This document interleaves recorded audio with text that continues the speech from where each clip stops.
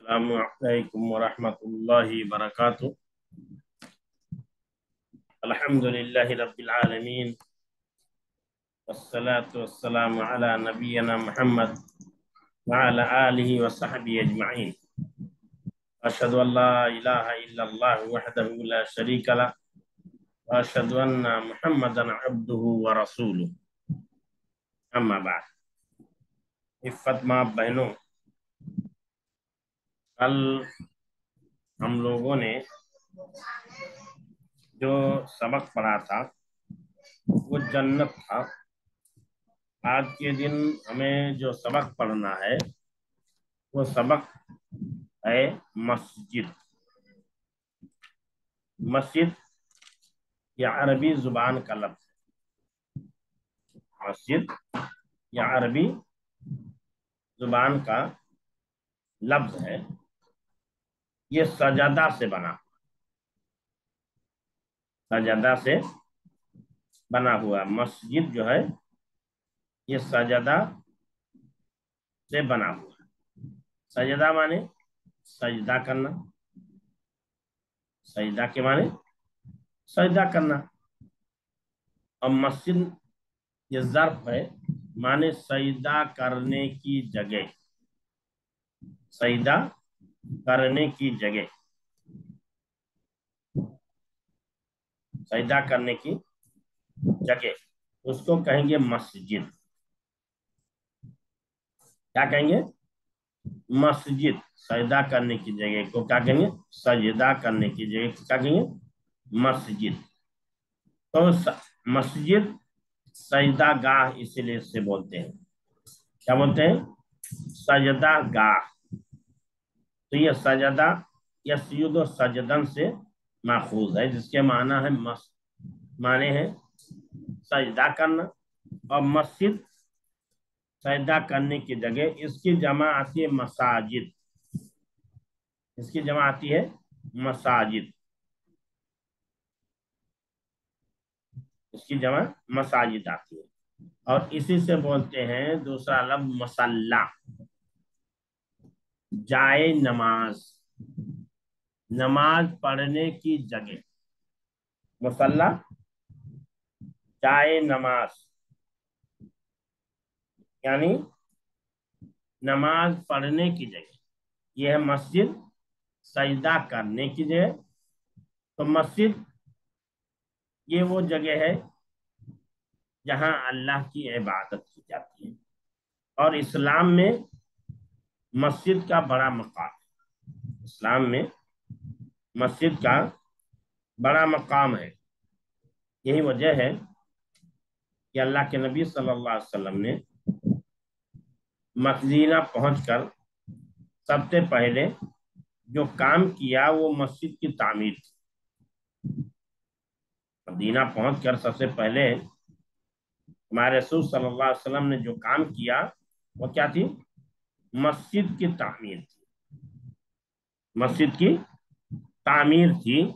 یہی نہیں بلکہ آپ صلی اللہ علیہ وسلم مدینہ پہنچنے سے پہلے قبا نامی شہر میں پہنچے تھے، جہاں آپ نے تقریباً 16-17 دن قیام کیا تھا۔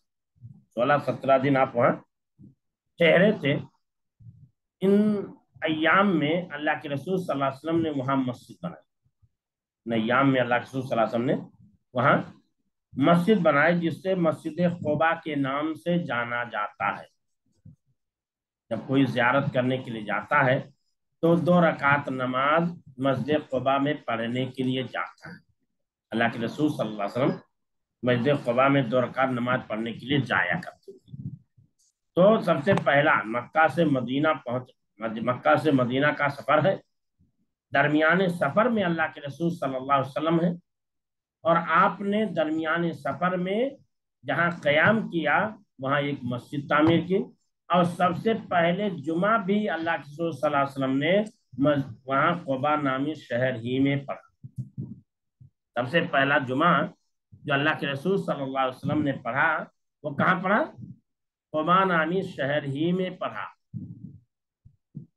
تو گویا کہ اسلام میں سب سے پہلی جو مسجد تعمیر کی گئی وہ مسجد قبا ہے۔ اور اسلام میں سب سے پہلے جس جگہ جمعہ کی نماز پڑھی دی گئی وہ مسجد قباء ہے، وہ شہر قباء ہے جہاں مسجد قباء ہے۔ اللہ کے رسول صلی اللہ علیہ وسلم نے مسجد سب سے پہلے بنائے، یہی وجہ ہے اللہ کے رسول صلی اللہ علیہ وسلم جب مکہ سے مدینہ پہنچے، جس جگہ اللہ کے رسول صلی اللہ علیہ وسلم کی اونٹنی بیٹھی، بہت سارے لوگ جب مدینہ میں اونٹنی داخل ہوئی تو بہت سارے لوگوں نے سوچا کہ آپ کی اونٹنی کی لگام پکڑ کر کے اپنے گھر لے جائیں۔ اللہ کے نبی صلی اللہ علیہ وسلم نے کہا کہ اسے چھوڑ دو۔ اللہ کے نبی نے کیا کہا؟ اسے چھوڑ دو، اسے اللہ کی جانب سے حکم ہوا ہے، اور یہ جہاں حکم ہوا اسے بیٹھنے کا وہیں جا کر کے بیٹھے گی۔ تو قبیلے بنو نجار میں جب یہ پہنچی تو ایک جگہ تھی جو ویران جگہ تھی، اس جگہ سے اونٹنی گزری، اونٹنی گزر کر کے آگے گئی، پھر آگے آ کر کے اسی قبیلے کے ایک جگہ میں آ کر کے بیٹھ گئی۔ وہ جگہ دو یتیم بچوں کی تھی، وہ جگہ دو یتیم بچوں کی تھی۔ اللہ کے رسول صلی اللہ علیہ وسلم نے وہاں مسجد بنانے کا ارادہ کیا تو ان یتیم بچوں نے مفت میں دینا تھا۔ اللہ کے رسول صلی اللہ علیہ وسلم نے کہا نہیں، اس کی قیمت چکائی جائے گی۔ تو اس کی قیمت جو بھی لگائی گئی اس کی قیمت چکائی گئی، قیمت ادا کی گئی، اور قیمت ادا کرنے کے بعد اللہ کے رسول صلی اللہ علیہ وسلم نے وہاں مسجد تعمیر کی۔ اور مدینہ پہنچنے کے بعد اللہ کے رسول صلی اللہ علیہ وسلم نے جو قیام کیا تھا جس جگہ، وہ ابو ایوب انصاری رضی اللہ تعالیٰ کا گھر تھا، کیونکہ اس جگہ سے سب سے زیادہ قریبی گھر انہیں کا تھا۔ ابو ایوب انصاری رضی اللہ تعالیٰ عنہ کو اللہ کے رسول صلی اللہ علیہ وسلم کی مدینہ میں پہنچنے کے بعد مہمان نوازی کا شرف حاصل، مہمان نوازی کا کیا ہے؟ شرف حاصل ہوا۔ تو مسجد، اسلام میں مسجد کا کردار بڑا اہم ہے۔ مسجد صرف نماز پڑھنے کے لیے نہیں ہوتی، آج کے زمانے میں مسجد کا کردار یہ ہے کہ 5 وقت کی نماز پڑھ لی جائے، یا وقتاً فوقتاً پروگرام ہو جائے، یا کبھی درس کا اہتمام ہو جائے، اب بقیہ اوقات میں مسجد میں تالا لگا دیا جائے۔ نہیں، یہ مسجد کا مقام نہیں ہے، یہ مسجد کا کردار نہیں ہے۔ مسجد کا کردار اسلام میں بہت اہم ہے، 5 وقت کی نماز پڑھنے کے لیے بھی ہے، بچوں کی تعلیم اور تربیت کے لیے بھی ہے، بڑے لوگوں کی تعلیم اور تربیت کے لیے بھی ہے، فتوے اور فتاوے کے لیے بھی وہی ہے، دار الندوہ میٹنگ اور مشورہ کرنے کے لیے بھی وہی ہے، حکومت و اقتدار چلانے کے لیے بھی وہی جگہ ہے، کوئی حکم صادر کرنے کی بھی جگہ وہی ہے، کہیں مہمان آ جائے تو اس کے ٹھہرانے کی جگہ بھی وہی ہے۔ اسلام میں مسجد کو پاور ہاؤس کا مقام حاصل ہے۔ مسجد جو ہے پاور ہاؤس ہے، روحانی قلعہ ہے، اور مسجد سے جس کا تعلق ہو جاتا ہے اللہ کا کرم اس پر نازل ہوتا ہے، اور مسجدوں کی تعمیر کرنا یہ اہل ایمان کا کام ہے۔ انما یعمر مساجد اللہ من آمن باللہ والیوم الاخر، کہ مسجدوں کی تعمیر وہ لوگ کرتے ہیں جو اللہ اور یوم آخرت پر ایمان کرتے ہیں۔ وَأَنَّ الْمَسَاجِدَ لِلَّهِ فَلَا تَدْعُوا مَعَ اللَّهِ أَحَدًا، مسجدیں یہ صرف اللہ کے لیے بنائی جاتی ہیں، وہاں کسی اور کا نام نہیں لیا جاتا۔ مسجدیں کس کے لیے بنائی جاتی ہیں؟ اللہ کے لیے بنائی جاتی ہیں۔ مسجدوں کی تعمیر کرنا یہ مشرکوں کا کام نہیں، کافروں کا کام نہیں، اللہ کے مومن بندوں کا کام ہے۔ اور مسجدیں اس روئے زمین میں اللہ کی سب سے زیادہ مقدس، پاکیزہ اور بہترین اور محبوب جگہ ہے۔ اللہ کے نبی صلی اللہ علیہ وسلم نے بیان فرمایا، احب البلاد اللہ مساجدها، احب البلاد اللہ، روئے زمین میں سب سے بہترین جگہ اگر کوئی اللہ کے نزدیک، محبوب جگہ کوئی اللہ کے نزدیک ہے تو اللہ کی مسجد ہے، اللہ کی مسجدیں ہیں۔ اس لیے کہ مسجدیں میں کیا کیا جاتا ہے؟ مجتمع قوم फी बैतिन मिन बुयूतिल्लाह, कि अल्लाह के घरों में, जिस भी घर में लोग इकट्ठा होकर के अल्लाह का जिक्र करते हैं, तिलावत कुरान करते हैं, तिलावत कुरान के साथ साथ कुरान की स्टडी करते हैं, कुरान की नॉलेज जानकारी लेते और देते हैं, तो ऐसे लोग भी बड़े मुअज़्ज़ज़ हैं। इसलिए कि किताब मुअज़्ज़ज़ है और जगह मुअज़्ज़ज़ है। जब किताब मुअज़्ज़ज़ और मुकर्रम हुई, जगह मुअज़्ज़ज़ और मुकर्रम हुई, तो उस जगह में उस किताब का पढ़ने वाला भी मुअज़्ज़ज़ और मुहतरम होगा। और जब उस किताब का पढ़ने वाला मुअज़्ज़ज़ और मुहतरम होगा, तो ऐसे लोगों पर अल्लाह की रहमतें नाजिल होंगी, ऐसे लोगों पर अल्लाह की रहमतें नाजिल होंगी, अल्लाह की बरकतें नाजिल होंगी। इसीलिए अल्लाह ने फरमाया मस्तमा कौम फी बैतिन मिन बुयूतिल्लाह, कि अल्लाह के घरों में से जिस भी घर में लोग इकट्ठा होकर के क्या करते हैं, यतलून किताब अल्लाह व यतदारसूनहु, अल्लाह की किताब की तिलावत करते हैं और बाहम अल्लाह की किताब का की नालत जानकारी लेते और देते हैं, जान लेते हैं और देते हैं, तो क्या होता है, नज़लत अलैहिम अस्सकीना, उनके ऊपर सकीनत नाजिल हो, सुकून और इत्मीनान नाजिल होता है। व गशियतहुम अर्रहमा, उन्हें अल्लाह की रहमत ढांप लेती है। व हफ्फतहुमुल मलाइका, अब मलाइका उन्हें घेर लेते हैं, और अल्लाह तबारक व तआला उनका जिक्र जमील अपने फरिश्तों में करता है। तो कितने मज़ा आया कि जो लोग अल्लाह के घर में बैठ करके अल्लाह की किताब की तिलावत करते हैं, उसकी स्टडी करते हैं, उसकी जानकारी लेते और देते हैं, तो ऐसी सूरत में अल्लाह का की सकीनत, अल्लाह का सुकून, अल्लाह का इत्मीनान उन पर नाजिल होता है। और फरमाया कि वगशियतुम अर्रहमा, अल्लाह की रहमत उनको ढांप लेती है। अल्लाह की रहमत उन्हें क्या थी, वगशियत, अल्लाह की रहमत उन्हें क्या करती है, ढांप लेती है। वहफ्फतहुमुल मलाइका, और अल्लाह के फरिश्ते उन्हें घेर लेते हैं, चारों तरफ से अल्लाह के फरिश्ते उनको घेर कर बैठ जाते हैं। वज़करल्लाहु फीमा इंदहू, या वज़करल्लाहु, कि अल्लाह तबारक व तआला उन लोगों का जिक्र उन लोगों के साथ करता है जो अल्लाह के फरिश्ते होते हैं, यानी अल्लाह अपने फरिश्तों के साथ उनका क्या करता है, जिक्र जमील फरमाता है। किन लोगों का, जो लोग अल्लाह की किताब की तिलावत करते हैं। बता मजतमा कौमुन फी बैतिन मिन बुयूतिल्लाहि यतलूना किताबल्लाहि व यतदारसूनहु फीमा बैनहुम इल्ला नज़रत अलैहिम अस्सकीना व गशियतहुम अर्रहमा व हफ्फतहुमुल मलाइका व ज़करहुमुल्लाहु फीमन इंदहु। क्या बताया कि ये मकाम है, इसीलिए अल्लाह ने फरमाया अहब्बुल बिलादि इलल्लाहि मसाजिदुहा, तो मुसलमान की जिंदगी में मस्जिद का बड़ा मकाम है।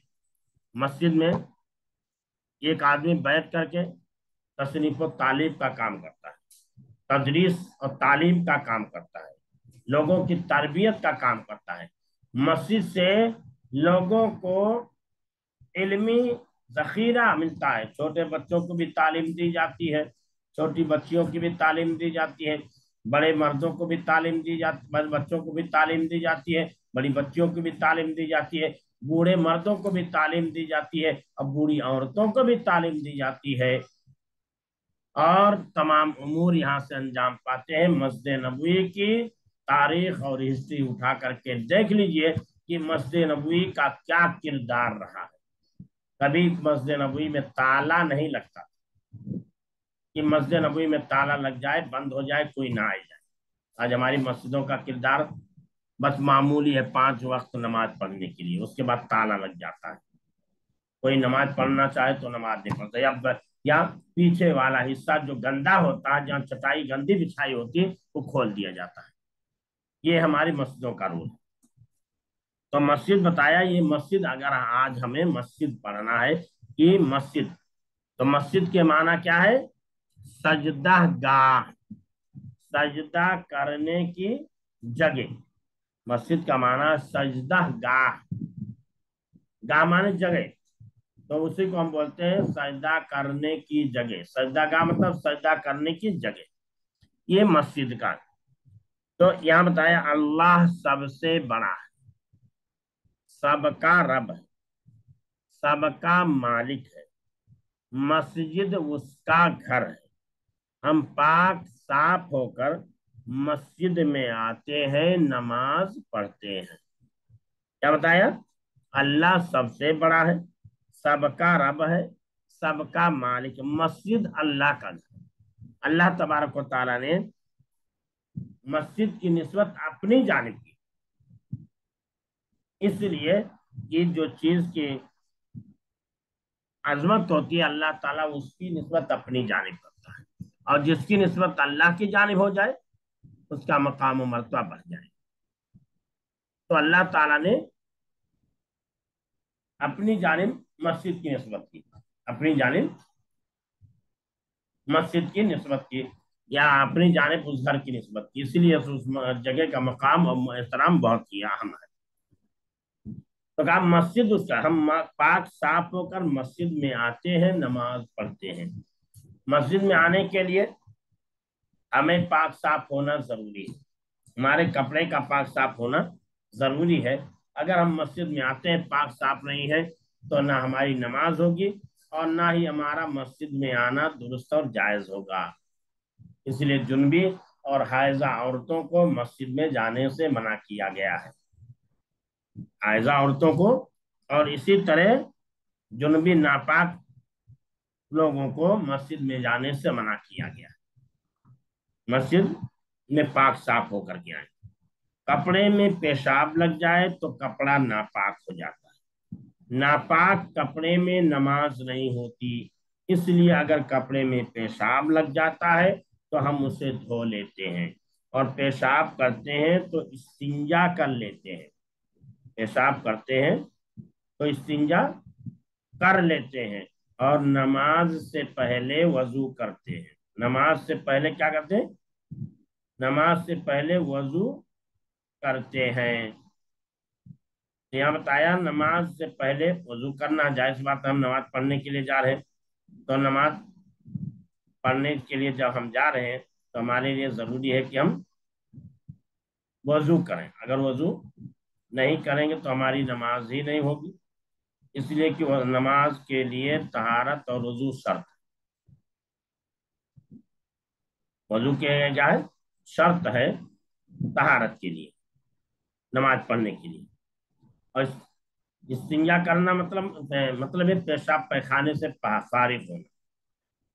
इस्तिंजा करने का मतलब ये है कि पेशाब पैखाने से फारिग हो जाना, यानी हवाइज जरूरिया जो है उससे पाक साफ हो जाना, ताकि नमाज कज़ाए हाजत से फारिग होना, ताकि नमाज में खलल वाक़ ना, नमाज में खलल वाक़ ना हो कि हम नमाज के लिए पढ़ें तो हमारा ध्यान किसी और तरफ हो, कि जैसे नमाज खत्म हुआ फौरन हम कज़ाए हाजत के लिए भागे।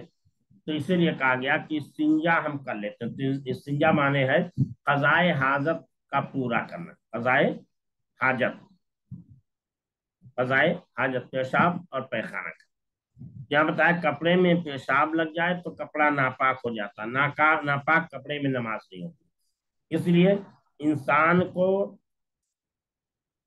पेशाब के छींटों से बचना चाहिए, पेशाब के छींटों से बचना चाहिए। हमारे रसूल सल्लल्लाहु अलैहि वसल्लम का गुजर दो कब्र वालों के पास से हुआ, तो अल्लाह के रसूल सल्लल्लाहु अलैहि वसल्लम फरमाया कि एक कब्र वालों को अजाब इसलिए दिया जा रहा है कि वो पेशाब के छींटों से बचता नहीं था, पेशाब के छींटों से बचता नहीं था।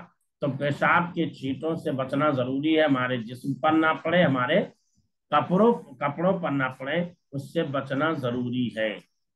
اسی لیے اللہ کے رسول صلی اللہ علیہ وسلم فرمایا اکثر بیشتر لوگوں کو عذاب جو ہے پیشاب کی چھینٹوں کی وجہ سے بھی ہوتا ہے، تو اس لیے آدمی کو ایسی چیزوں سے بچنا چاہیے۔ تو کہا کپڑے میں پیشاب لگ جائے تو کپڑا ناپاک ہو جاتا ہے، ناپاک کپڑے میں نماز نہیں ہوتی، اس لیے اگر کپڑے میں پیشاب لگ جاتا ہے تو ہم اسے دھو لیتے ہیں، اور پیشاب کرتے ہیں تو استنجا کر لیتے ہیں، اور نماز سے پہلے وضو کرتے ہیں۔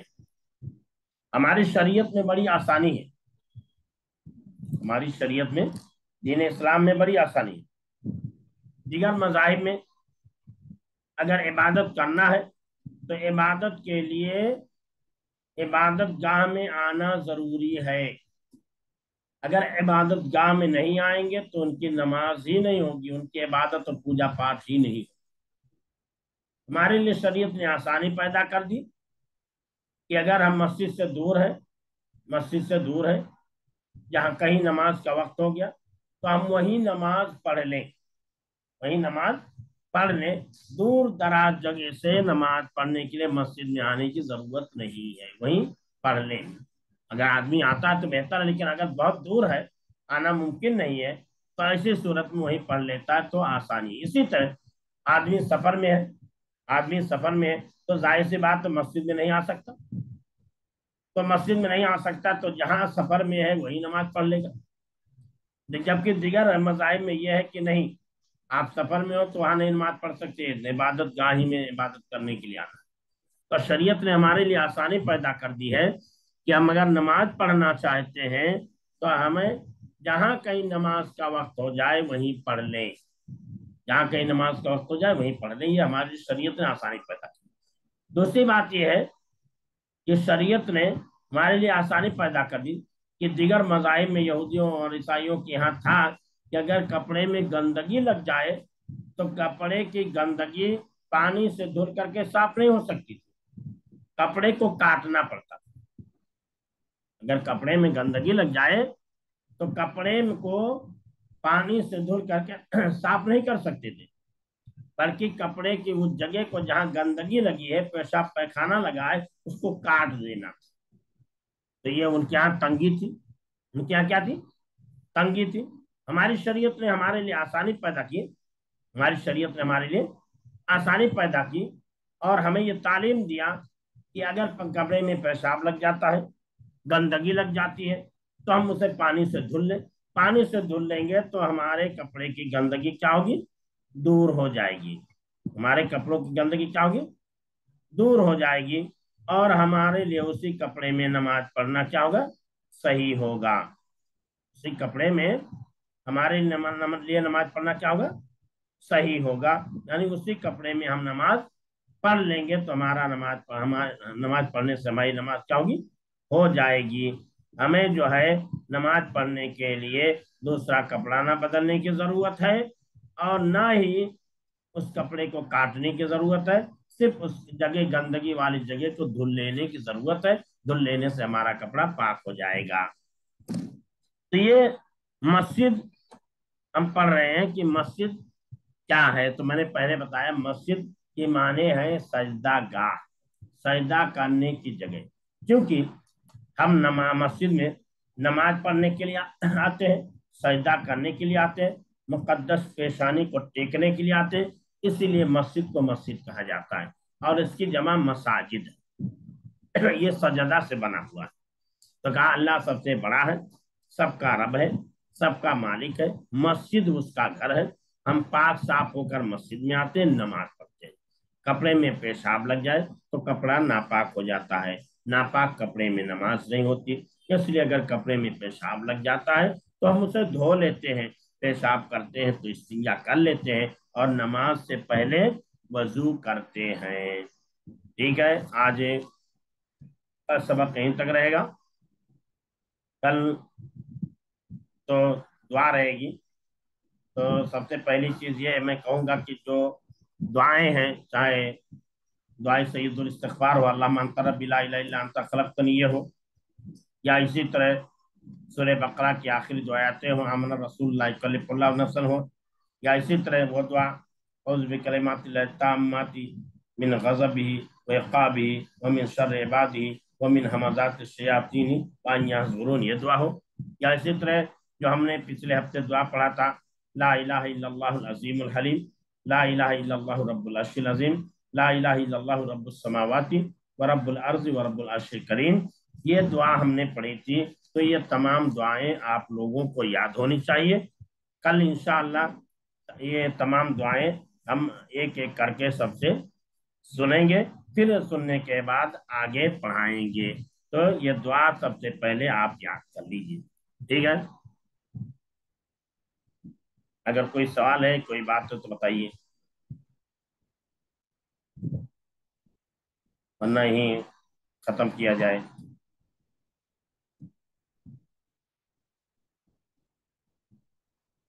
ٹھیک ہے، چلیے. السلام علیکم ورحمۃ اللہ وبرکاتہ. سبحانک اللہم بحمدک، اشہد ان لا الہ الا انت، استغفرک و اتوب الیک.